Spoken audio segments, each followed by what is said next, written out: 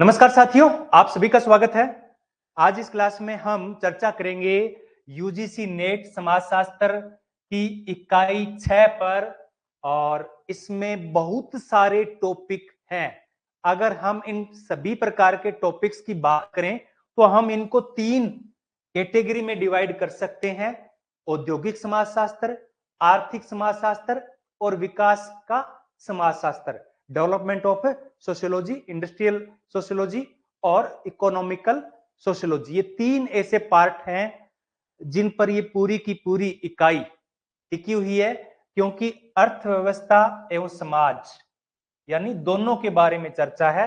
अर्थव्यवस्था के बारे में भी बताया गया है और समाज के बारे में भी बताया गया है। दोनों किस प्रकार से एक दूसरे को प्रभावित करते हैं, ये जितने भी इसके लगभग 16-17 पॉइंट्स हैं वो सब शामिल है। तो ये एक इंट्रोडक्शन क्लास है यूनिट 6 की, और जिसमें हम औद्योगिक समाजशास्त्र, आर्थिक समाजशास्त्र और विकास के समाजशास्त्र पर चर्चा करेंगे। क्या होता है औद्योगिक समाजशास्त्र? पहले हम एक नजर औद्योगिक समाजशास्त्र पर डाल लेते हैं। मुख्य रूप से हम आर्थिक समाजशास्त्र, क्योंकि हमारे टॉपिक का नाम क्या है? अर्थव्यवस्था एवं समाज, यानी आर्थिक समाजशास्त्र में ये सारी चीजें आती है, जिसमें आर्थिक विकास के नियम है, एक्सचेंज थियरी है, पूंजी है, प्रॉपर्टी है, सारे जितने टॉपिक्स है वो सब इसमें शामिल आते हैं। तो एक नजर हम इन पे डाल लेते हैं औद्योगिक समाजशास्त्र पर। औद्योगिक समाजशास्त्र, जैसा कि हमें पता है कि एक विशिष्ट इकाई है समाजशास्त्र की।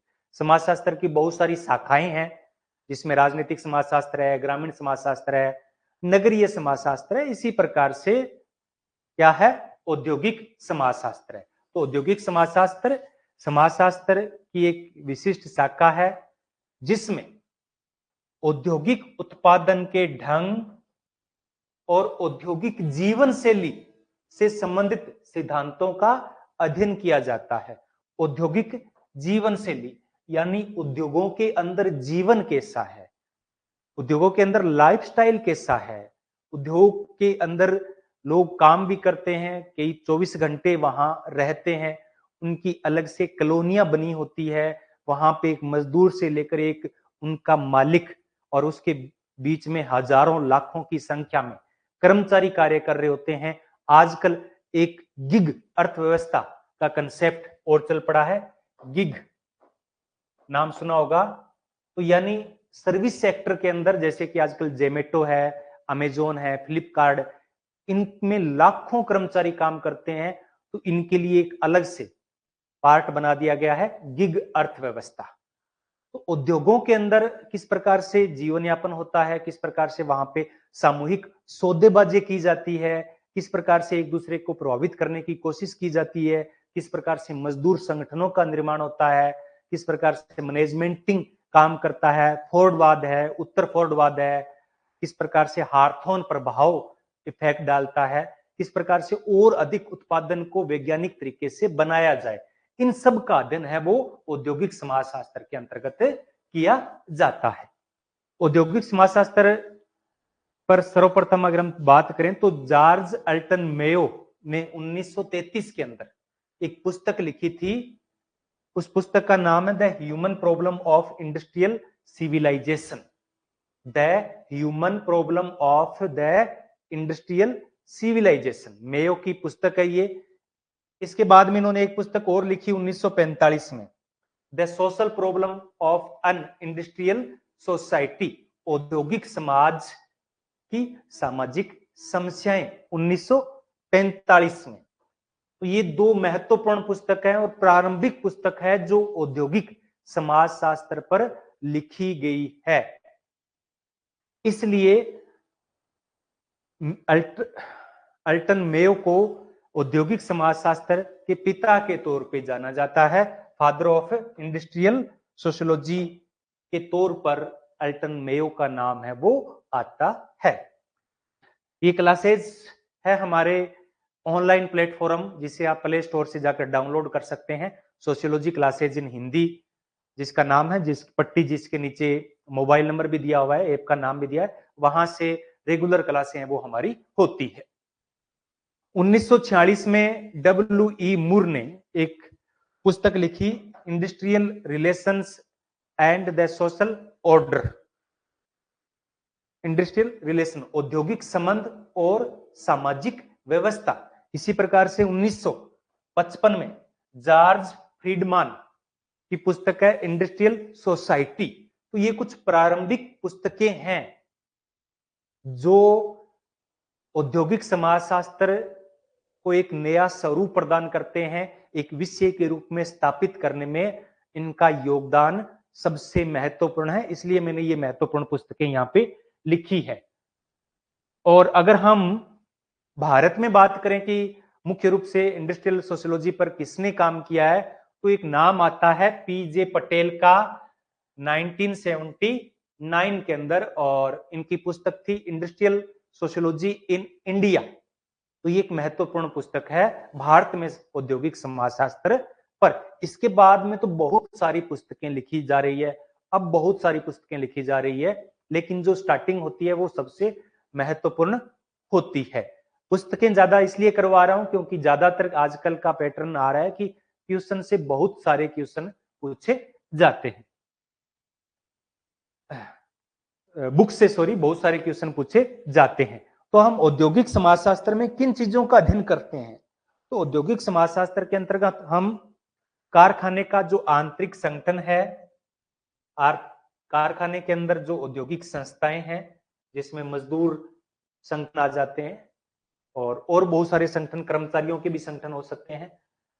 कारखाने से संबंधित विभिन्न जो समूह है, ग्रुप है, जिसमें मालिक है, फिर मैनेजर आता है, फिर सफेद पोश कर्मचारी आते हैं, फिर कुछ कुशल श्रमिक आते हैं, फिर अर्धकुशल, फिर अकुशल श्रमिक आते हैं। तो ये विभिन्न समूह हैं। इन समूहों के बीच में किस प्रकार की व्यवस्था है, किस प्रकार के संबंध है, ये भी एक टॉपिक में आएगा आपके कि जो औद्योगिक समाजशास्त्र है उसमें बदलते जो औद्योगिक संबंध है उनका भी एक अलग से टॉपिक है। तो यानी जो मैं करवा रहा हूं अभी इन तीनों में, औद्योगिक समाजशास्त्र, विकास का समाजशास्त्र और आर्थिक समाजशास्त्र, इन तीनों में ये यूनिट है, समाई हुई है और महत्वपूर्ण है। काफी ज्यादा क्वेश्चन इससे पूछे जाते हैं। औद्योगिक व्यवस्था को प्रभावित करने वाले कारक हैं, जैसे कि कुछ पारिवारिक होते हैं, गुजरात के बनिए हैं, राजस्थान के मारवाड़ी है,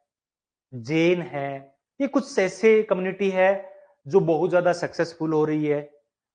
सोशल सिस्टम है वो इंडस्ट्रियलाइजेशन पर इफेक्ट डालता है। तो इन सब का अध्ययन है हम औद्योगिक समाजशास्त्र के अंतर्गत करते हैं। अगर हम बात करें कि औद्योगिक समाजशास्त्र के विकास की, तो एक नया विषय है क्योंकि इसका संबंध है वो औद्योगिक क्रांति से। औद्योगिक क्रांति पे बड़े पैमाने पे उद्योगों की स्थापना हुई, धीरे धीरे प्रॉब्लम्स आई, धीरे धीरे उसे और बेहतर बनाने की तकनीक विकसित की जाने लगी, बहुत सारे प्रयोग हुए, रिसर्च हुई। इन सब से औद्योगिक समाजशास्त्र की उत्पत्ति हुई। तो 1760 के बाद में ही होती है। इसके बाद में अभी द्वितीयक औद्योगिक क्रांति भी कई बार इस शब्दावली का प्रयोग किया जाता है, जो 1880 से 1910 के बीच में कुछ एक नेक्स्ट लेवल था। औद्योगिक क्रांति थी, उसमें जड़ शक्ति का प्रयोग होने लगा था, लेकिन वो किससे चालित हो रही थी? उनको चलाने वाले कोई इंसान थे। अब क्या हो रहा है कि धीरे धीरे ऑटोमेटिक सिस्टम डेवलप हो रहा है और एक नेक्स्ट जनरेशन आ रहे हैं जिसे हम तृतीयक औद्योगिक क्रांति भी कह सकते हैं, जिसमें उत्पादन है वो रोबोट के जरिए होगा। किनके जरिए होगा? इंसान की जरूरत ही खत्म हो जाएगी। रोबोट है, उसमें अभी भी रोबोट के जरिए काम किया जा रहा है, लेकिन अब इसमें आर्टिफिशियल इंटेलिजेंस का समावेश हो चुका है। तो एक व्यक्ति जैसे काम करता है, उसकी बुद्धि से, स्वविवेक से काम करता है, वही काम अब रोबोट करने लग गए हैं। और इसके साइड इफेक्ट भी अभी से आने लग गए हैं। अभी कोरिया या चीन के अंदर क्या हुआ कि एक रोबोट ने सुसाइड कर लिया, क्योंकि रोबोट को हम मशीन मानते हैं और कहते हैं कि ये 24 घंटे काम कर सकती है। तब वो रोबोट सुसाइड कर चुका था और अभी चाइना के अंदर एक और घटनाक्रम हुआ कि एक रोबोट ने दूसरे रोबोट से कहा कि ये हमसे ज्यादा काम करवा रहे हैं, क्यों ना हम हड़ताल कर दें, क्यों ना हम काम करना छोड़ दें। तो इस प्रकार से एक एआई बेस्ड रोबोट सिस्टम है, वो एक तृतीयक औद्योगिक क्रांति, इंफॉर्मेशन क्रांति का जन्म दे रहा है। तो ये बस मैं इंट्रोडक्शन ही दे रहा हूं। अब है आर्थिक समाजशास्त्र, जो कि छठी यूनिट का सबसे इंपॉर्टेंट टॉपिक है। अर्थव्यवस्था और समाज, यानी दोनों का अध्ययन करने वाला, अर्थव्यवस्था और समाज का संयुक्त रूप से अध्ययन करने वाला सब्जेक्ट है, तो वो आर्थिक समाजशास्त्र है, इकोनॉमिक सोशियोलॉजी है। तो ये समाजशास्त्र की एक उप इकाई कह सकते हैं, एक सेक्टर है जिसमें आर्थिक गतिविधियों का अध्ययन किया जाता है सामाजिक और सांस्कृतिक संदर्भ में। अर्थशास्त्र में केवल आर्थिक चीजों का अध्ययन किया जाता है, लेकिन आर्थिक समाजशास्त्र में आर्थिक क्रियाओं का अध्ययन है वो सामाजिक सांस्कृतिक संदर्भ में किया जाता है। अभी मैं बात कर रहा था कि राजस्थान के मारवाड़ी हैं, जिसमें हम पढ़ते हैं ना व्यवसायिक परिवार, कॉरपोरेट घराने, इन सब का ये एक है कि वो ही वहां ही ये चीजें क्यों हो रही है, बाकी जगह क्यों नहीं हो रही है। अभी झारखंड के अंदर बहुत सारे खनिज है, लेकिन वहां पे इतना ज्यादा इंडस्ट्रियलाइजेशन नहीं हुआ जितना कि महाराष्ट्र का हुआ है, गुजरात का हुआ है। तो ये सब चीजें हैं, इसमें हम आर्थिक समाजशास्त्र के अंतर्गत इनका अध्ययन करते हैं। तो ये इस बात पर आधारित है आर्थिक अर्थशास्त्र कि आर्थिक क्रियाएं केवल आर्थिक तर्क पर आधारित नहीं है, बल्कि सामाजिक मानदंड, सामाजिक संस्थाएं, सांस्कृतिक कारक, राजनीतिक कारक भी अर्थव्यवस्था को प्रभावित करते हैं।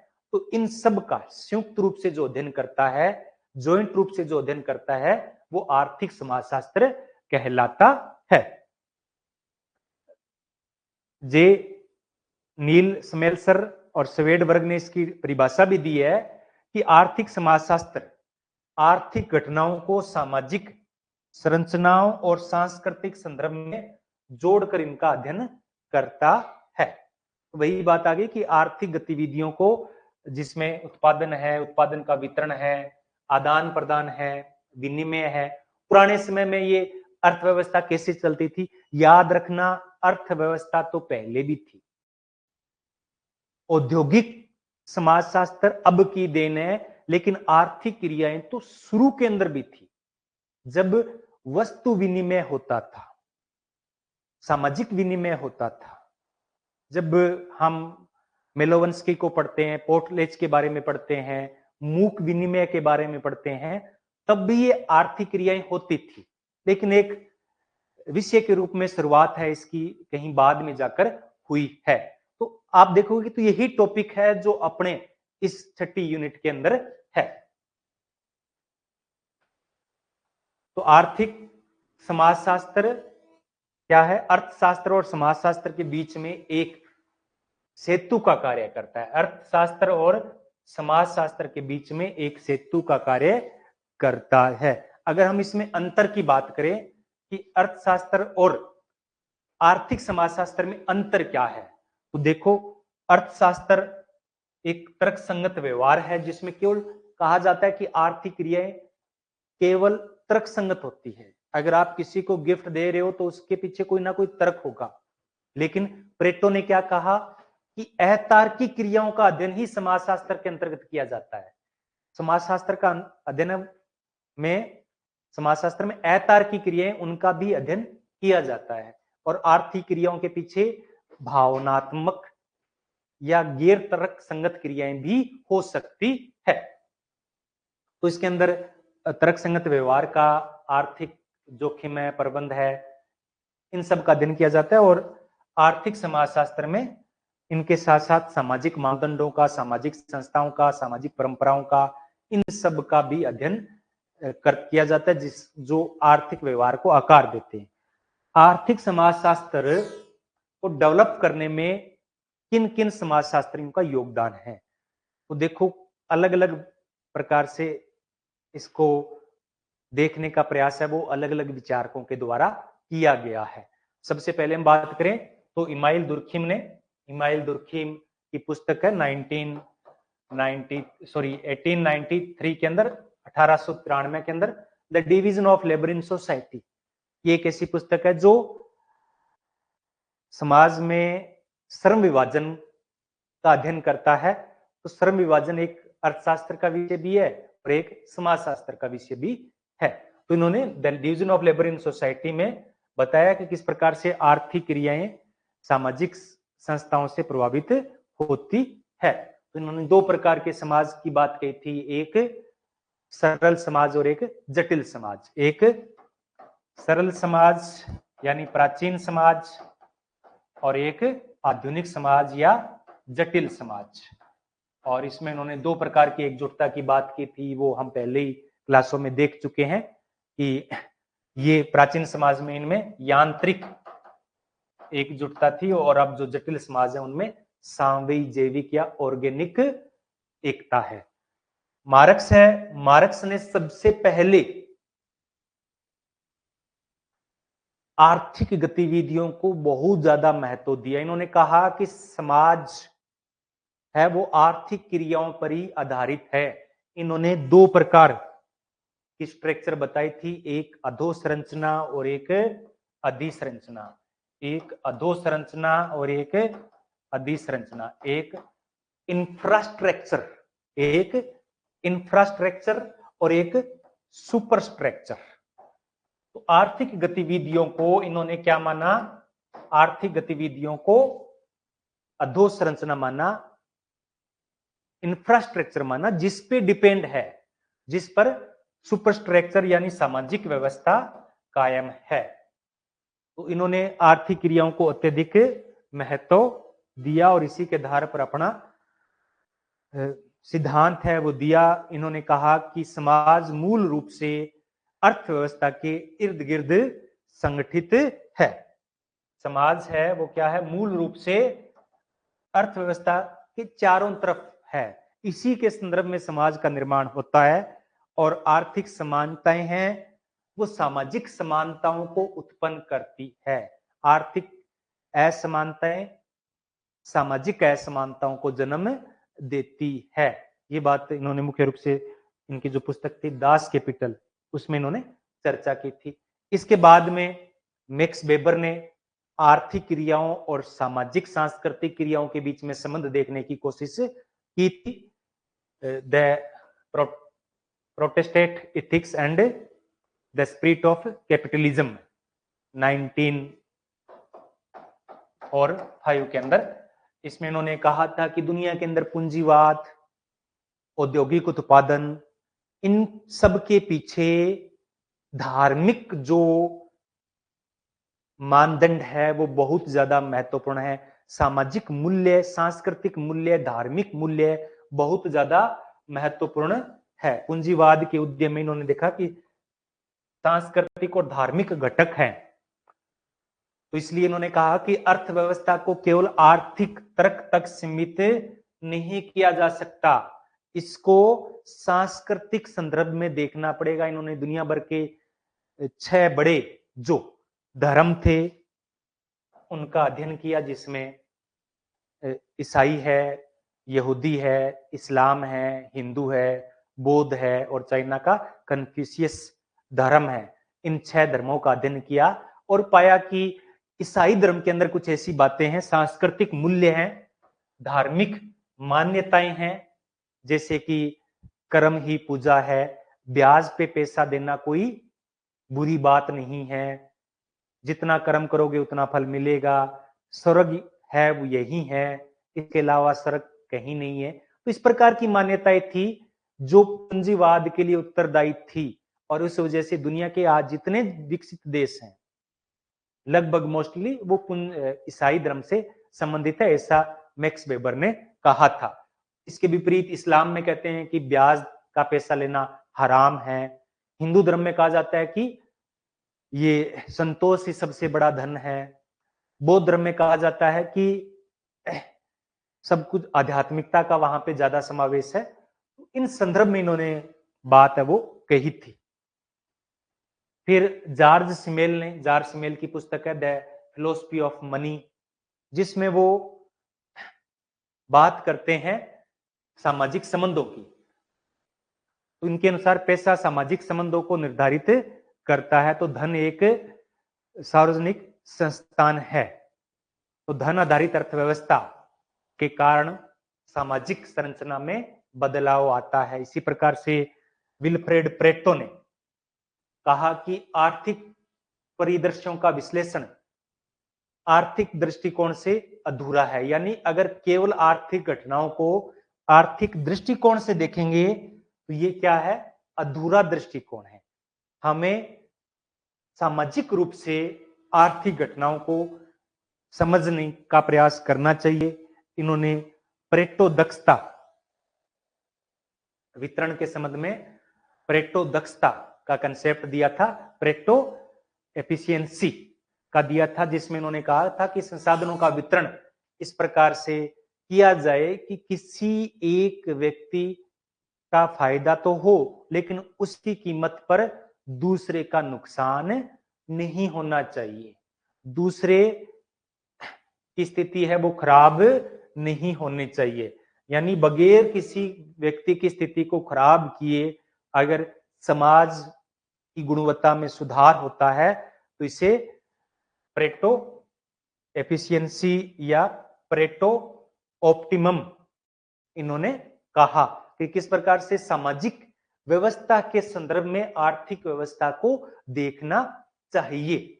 वेवलेन का संस्थागत अर्थशास्त्र का सिद्धांत, तो वेवलेन ने मुख्य रूप से अपनी पुस्तक the theory of leisure class में विलासी वर्ग का कंसेप्ट दिया था और उन्होंने कहा था कि आज इस आर्थिक जमाने में, भौतिकवादी युग में वस्तुओं का उपभोग, क्योंकि कंजप्शन इसका सबसे लास्ट टॉपिक है अपने, अगर आप सिलेबस देखा होगा आपने, छठी यूनिट की पढ़ा होगा पूरा, तो सबसे लास्ट कंजप्शन की आती है, उपभोग की बात आती है। तो ये कहते हैं कि उपभोग है वो, खपत है वो आज सामाजिक प्रतिष्ठा का प्रतीक बन चुका है। अब यहाँ पे आर्थिक क्रियाकलाप केवल इसलिए नहीं किए जा रहे कि उनका आर्थिक मूल्य है। अगर किसी घर में कोई कार की आवश्यकता नहीं है, अगर किसी घर में किसी वस्तु की आवश्यकता नहीं है तो भी उसको खरीदता है क्योंकि वो उसके स्टेटस को दर्शाता है।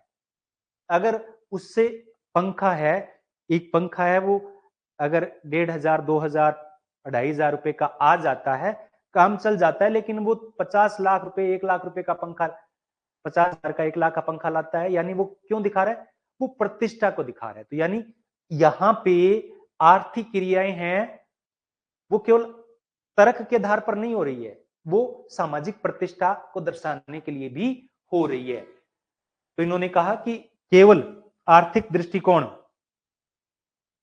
ऐसा जो व्यक्तिगत स्वार्थ से प्रेरित हो वो नहीं होना चाहिए, बल्कि सांस्कृतिक अनुभवों के साथ इसको जोड़कर देखा जाना चाहिए।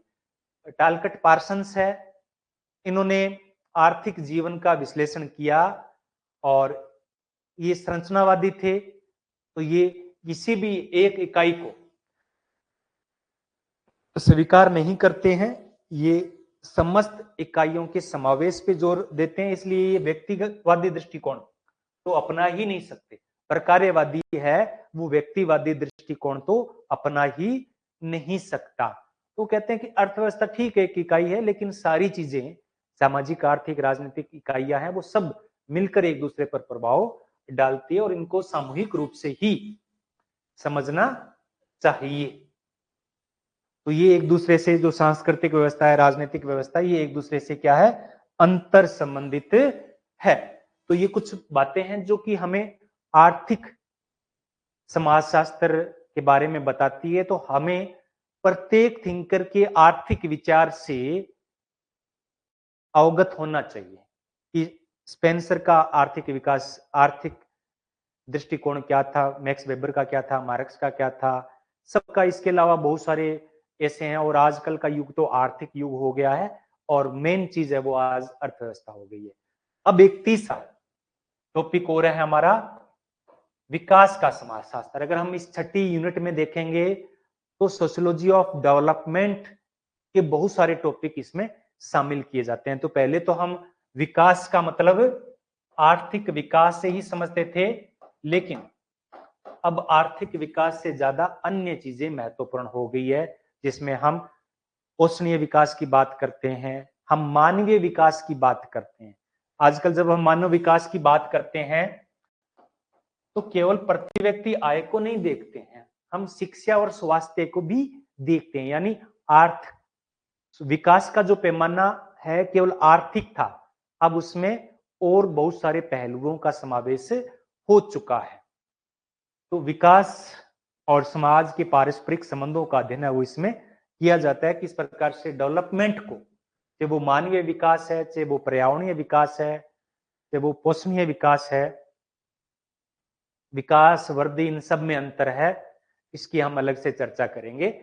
तो आर्थिक विकास को कौन सी चीजें हैं जो प्रभावित करती है, सामाजिक विकास को कौन सी चीजें हैं वो प्रभावित करती है, और कौन सी चीजें बाधाएं उत्पन्न करती है, कौन सी सहयोग करती है, इन सब का अध्ययन है वो विकास के समाजशास्त्र में किया जाता है। तो इसमें विभिन्न पहलुओं का समावेश है वो किया जाता है। राजनीतिक पक्ष का भी अध्ययन किया जाता है कि किस प्रकार से, अभी एग्जाम्पल के तौर पे मैं बात करूं तो बांग्लादेश के अंदर अभी हमने, अगर आपने देखा होगा, बांग्लादेश के इन 15-20 सालों के अंदर भारत से भी ज्यादा तेज गति से आर्थिक विकास कर रहा था, हमसे भी तेज गति से आर्थिक विकास कर रहा था। यहाँ का वस्त्र उद्योग काफी बहुत ज्यादा प्रसिद्ध हो चुका था, लेकिन जैसे ही राजनीतिक आई, तो इससे पहले जो राजनीतिक कारणों से गति उत्पन्न मिल रही थी, अब जैसे ही वहां पे सत्ता परिवर्तन हुआ, राजनीतिक विकास में चेंजिंग आई, तो वही गति बाधा में उत्पन्न हो गई और आज बांग्लादेश का विकास है वो ठप होने की कगार पर है। तो आर्थिक बातें हैं वो विकास को प्रभावित करती है, सामाजिक है, सांस्कृतिक है, तो इन सब का अध्ययन है वो इसमें किया जाता है। तो अगर हम विकास के समाजशास्त्र की बात करें तो इसमें विकास और सामाजिक संरचना के बीच में क्या संबंध है, इसका अध्ययन किया जाता है। सामाजिक संरचना के अंतर्गत जाति है, वर्ग है, सांस्कृतिक मूल्य है, लैंगिकता है, ये सब, जैसे कि विकासशील देश हैं वो जाति आधारित आर्थिक भेदभाव के कारण, जातिगत भेदभाव के कारण उनके आर्थिक विकास के अवसर सीमित हो गए हैं। जिन देशों में महिलाओं की सक्रिय भागीदारी है वो देश विकसित हो गए, जहां पे एक व्यक्ति की योग्यता का सर्वोत्तम प्रयोग किया जाता है, इष्टतम प्रयोग किया जाता है, वो विकसित देश है। और भारत जैसे देश जहां पे जाति किसी व्यक्ति के विकास में बाधक बनती है, लिंग आधारित, अगर किसी एक महिला के अंदर बहुत योग्यता है फिर भी उसको पर्दे में, घर में, चार दीवारी के अंदर रखा जाता है, और इस कारण से विकास की जो प्रक्रिया है वो बाधित होती है। तो आप देखोगे कि इस यूनिट के अंदर विकासशील देश, विकसित देश, अर्ध विकसित देश, ये सब इसके अंतर्गत है। संस्कृति और विकास, तो इस पे हम चर्चा कर ही चुके हैं कि हमारे जो सांस्कृतिक मूल्य परंपराएं हैं वो किस प्रकार से विकास को, मानवीय विकास को, आर्थिक विकास को बढ़ावा देते हैं। जैसे कि शाकाहार और मांसाहार की तौर पे भी कुछ बात रहती है कि कहाँ कौन से ऐसे मूल्य होते हैं जो किसी व्यक्ति के स्वास्थ्य के प्रतिकूल होते हैं, कुछ ऐसी परंपराएं होती है जो किसी को स्वास्थ्य को प्रभावित कर सकती है। तो ये सब इसका अध्ययन है वो किया जाता है। मुख्य रूप से मैक्स वेबर ने इसका अध्ययन किया था। राज्य और विकास, स्टेट की जो पॉलिसीज है, जैसे राज्य की योजनाएं हैं, गरीबी उन्मूलन योजनाएं हैं, या कोई और भी योजनाएं हो सकता है, कोई प्रोत्साहन योजनाएं हो सकती है। अभी कुछ प्रोत्साहन योजनाएं लागू की है तो उससे आर्थिक विकास बढ़ता है। कई बार कोई योजना होती है, जैसे नोटबंदी से कहते हैं कि आर्थिक विकास की गति धीमी हो गई थी, सरकार की कुछ अब ऐसी योजनाएं हैं उससे आर्थिक विकास को गति मिली है। तो ये सब विकास को प्रभावित करते हैं। वैश्वीकरण आर्थिक विकास को प्रभावित करता है। प्रौद्योगिकी और हमारे में ये प्रौद्योगिकी टेक्नोलॉजी का है, ई कॉमर्स है, तो इन सब का अध्ययन है वो इसके अंतर्गत किया जाता है। तो इसको लेकर, विकास को लेकर कई दृष्टिकोण हैं, जैसे कि आधुनिकीकरण का दृष्टिकोण। तो जो आधुनिक मूल्यों का जिनमें समावेश होता है तब विकास ज्यादा होता है। तो आधुनिक मूल्य जैसे समानता है, समानता, बंधुत्व है, चाहे वो आर्थिक रूप से सामाजिक रूप से समानता हो, चाहे लैंगिक रूप से समानता हो। तो जब तक हम मॉडर्न वैल्यूज को नहीं अपनाएंगे तब तक विकास संभव नहीं है। जैसे मैं समानता की बात करता हूं, जब तक लिंग आधारित भेदभाव होगा, देश की 50% आबादी को अगर काम करने से रोका जाएगा तब कोई भी देश विकसित नहीं हो सकता, वो हमेशा विकासशील या अल्प विकसित ही रहेगा। निर्भरता थ्योरी, तो ये डिटेल से हम आगे चर्चा करेंगे। वेलरस्टीन की थ्योरी है, बहुत सारे ऐसे थ्योरीज हैं जिन्होंने निर्भरता सिद्धांत है वो दिया है कि किस प्रकार से विकसित देश विकासशील देशों पर निर्भर है। इसी का ही एक अगला रूप है वो विश्व प्रणाली सिद्धांत है, विश्व world system theory. World system theory Wallerstein का कंसेप्ट है। तो ये देशों को दो प्रकार में बांटते हैं, एक विकसित देश, कोर देश, सेंटर के देश, और पेरीफेरी यानी विकासशील देश, अर्ध विकसित, और तीसरी कैटेगरी बताइए अर्ध विकसित देशों की, सेमी पेरीफेरी यानी सेंटर और फिर कोर के देश और इनके बीच की कैटेगरी। ये विकसित बाहर वाले क्या है, परिधि के देश माने जाते हैं, पेरीफेरी के देश माने जाते हैं। ये विकसित देश हैं, ये केंद्र के देश माने जाते हैं। तो किस प्रकार से परिधि के देश है वो केंद्र के देशों पर डिपेंड है, और किस प्रकार से जो विकसित देश हैं, केंद्र के देश हैं, वो विकासशील देशों का आर्थिक शोषण करते हैं, अपने सामाजिक मूल्यों को उन पर थोपते हैं। तो ये अलग बड़ा टॉपिक हो जाएगा, तो उस पर हम अलग से चर्चा करेंगे। तो भारत में भी अगर समाजशास्त्र का विकास देखें तो हमें सामाजिक असमानता, गरीबी, बेरोजगारी, शिक्षा, स्वास्थ्य, वैश्वीकरण, इन सब को हमें संदर्भ रूप में से देखना पड़ेगा, जिसका हम आगामी क्लासों में चर्चा करने वाले हैं। तो ये कुछ इंट्रोडक्शन था छठी यूनिट का कि कौन कौन से टॉपिक है जो कि पूछे जा रहे हैं। तो आपके बिल्कुल हो गया क्लियर कि 3 आर्थिक समाजशास्त्र, औद्योगिक समाजशास्त्र और विकास का समाजशास्त्र, तीनों का समावेश इस टॉपिक के अंदर है। स्टार्टिंग में मैंने जो बुक्स बताई है वो इंपॉर्टेंट है। अब हम धीरे धीरे आगे टॉपिक वाइज टॉपिक इन तीनों को और ज्यादा डिटेल में समझने का प्रयास करेंगे। आपने इतने प्रेम से सुना, इसलिए आप सभी का बहुत बहुत धन्यवाद।